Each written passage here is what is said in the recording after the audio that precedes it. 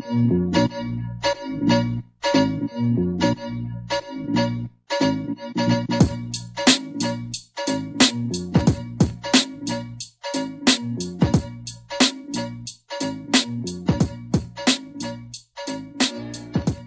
is up, guys? This is Matt Cox back with another episode of the Saucetown Investor podcast. Thank you guys for joining us today. In the real estate space and kind of in life in general, we'll often hear the term thrown around, shiny object syndrome. As it applies to real estate, it's the idea that we jump around to different strategies every week, every 2 weeks. We all know the investor who this week is doing long-term rentals. The next week they're wholesaling. The next week they're doing development.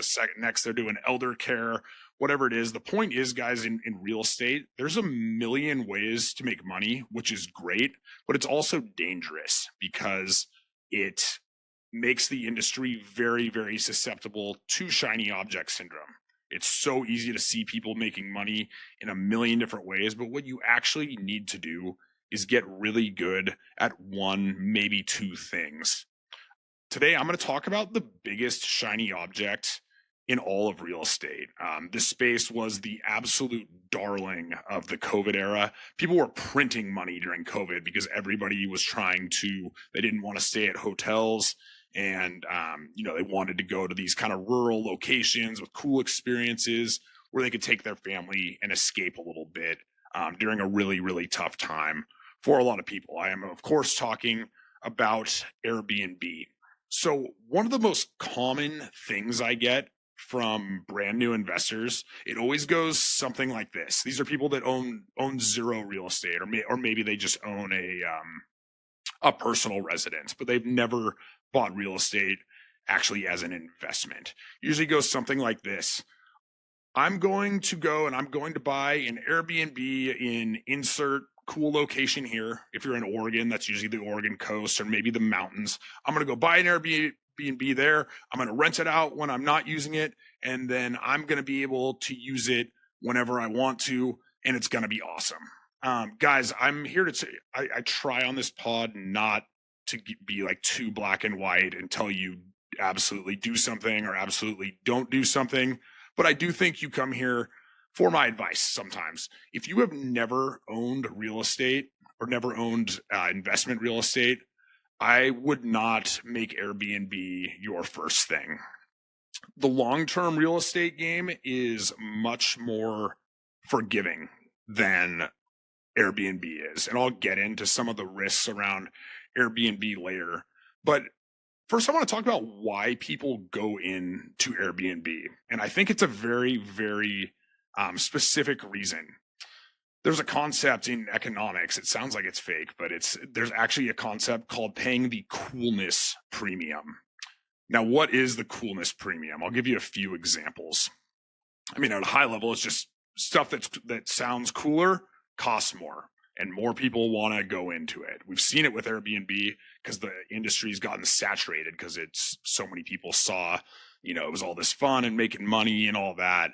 But it's no different than in like the stock market, right? So you have a stock such as Tesla that gets a much higher valuation than a Ford does, for example. They're both basically automobile companies. You can argue with me and, listen to Elon, who says it's software changing the world company, but it's an automobile company and people pay more for it because it has that coolness premium. In the real estate space, you might see it, you always hear, so living in Manhattan, you always hear these stories about people, these wealthy guys or gals that they call them trophy assets. They're not great businesses.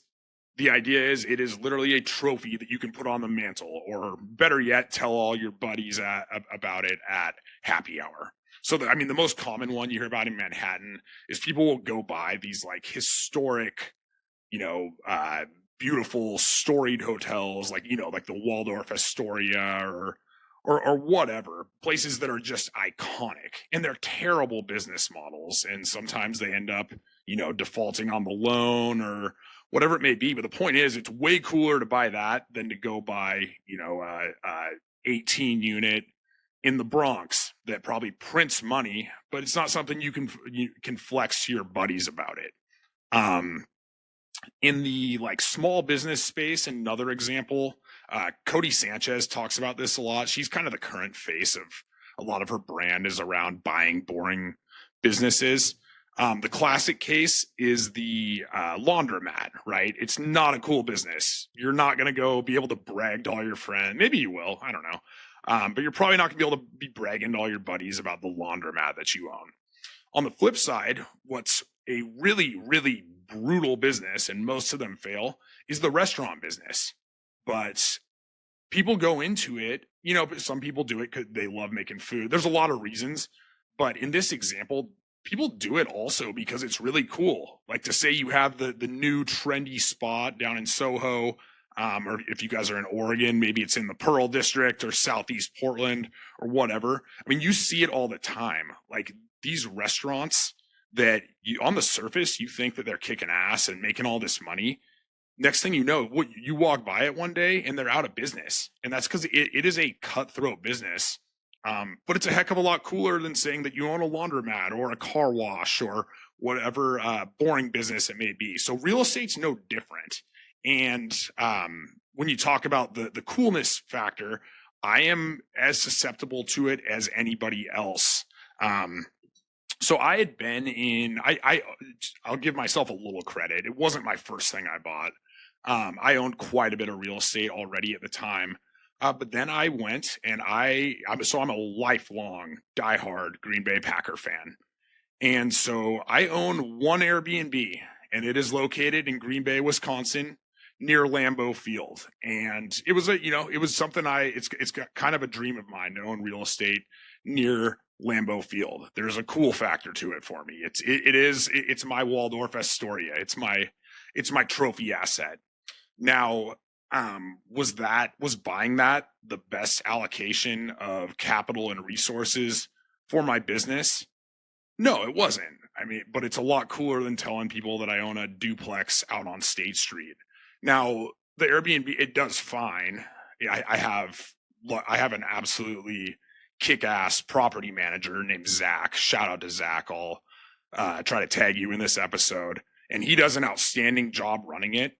From a strictly business standpoint, it's not the best place for me to invest. Airbnb, Lambeau Field, it is my shiny object. I get a lot of, people call it like psychic income. It feels good. It makes me feel good that I own it. I go minimum once a year. Back in October, I took a bunch of buddies out there, went to a game. I've taken my family, my girlfriend out there. It's a blast. I love it. Obviously, I don't regret buying it or anything. The point I'm making is that I own it because it's cool. I don't own it because it's the best dollars and cents move for my business. And you know what? It makes me happy. But I just want you guys to understand that there's the dollars and cents game, and then there's the coolness factor.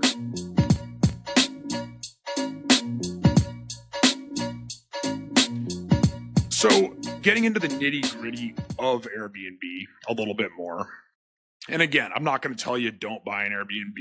I just want to tell you some of the things that you should be aware of.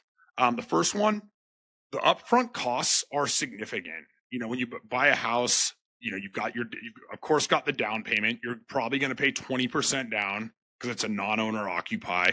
You may be able to get 10% down if you can get approved for a second home loan. Talk to your mortgage broker about that. Don't listen to me. I am not a professional mortgage broker, but there is a thing called a second home loan in which you can get 10% down on it.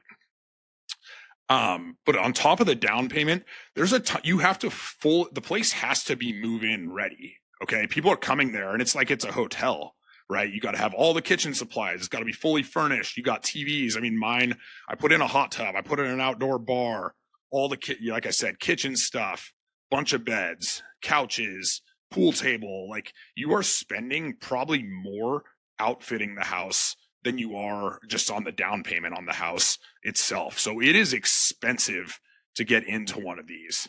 The second piece is the income is inconsistent. So a perfect example in Oregon, I know people that own stuff at the Oregon coast. And by the way, guys, I know people that crush it at Airbnb, but they have a very, very good rinse repeat model. And they are professionals at this. So I'm not saying you can't succeed, but people that own the Oregon coast, they always tell me, it's, as anybody that lives in Oregon knows about the weather, they crush it during the summer, but in the winter they get almost no income. So you have to plan around that. And so that's something a lot of people, I've heard stories about people, their first year, the June, July, August, champagne and cocaine, they spend all their money and then they are out of money in the winter, and they put themselves in some bad places financially. So you have to plan around that. Second piece is the regulatory side of it.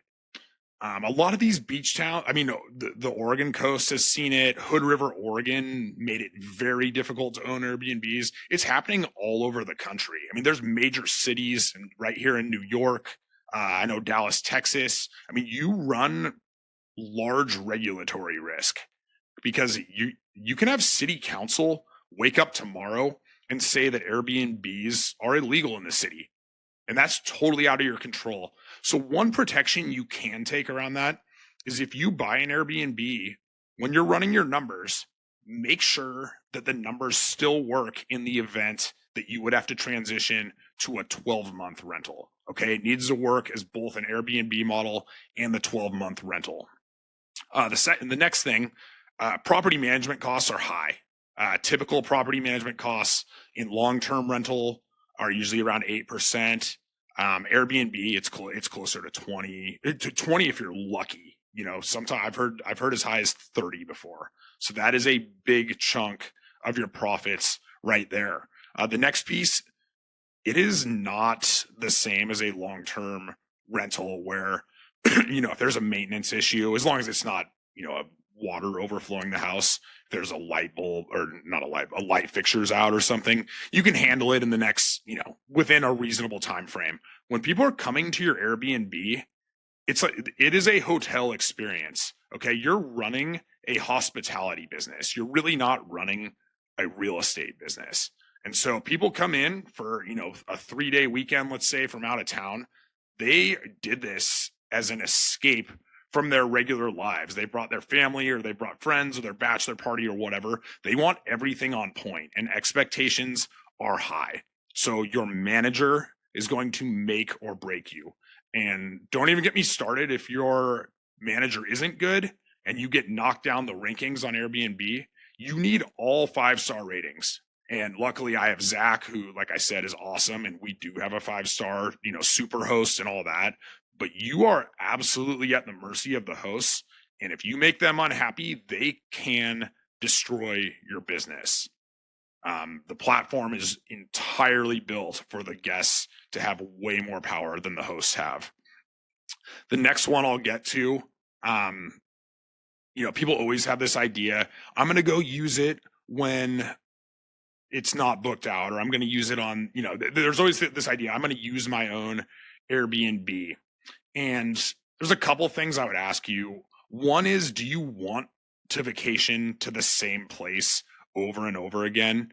Odds are the exception I could see is, maybe if it's an hour away, that's great because you can just, zip over there on a Friday afternoon after work and spend a weekend there. But if you're getting on a flight to get there, or if it's 3 hours away, guys, it's going to start feeling like a chore to go there. Honestly, you're going to say, God, we're going on vacation to the same place for the 8th time this year. Like, I want to go somewhere different. I know people who have done this exact thing where they literally ended up selling their place because they were just, it feels like a burden. Like, we just want to see the world. We don't want to go to the same place over and over.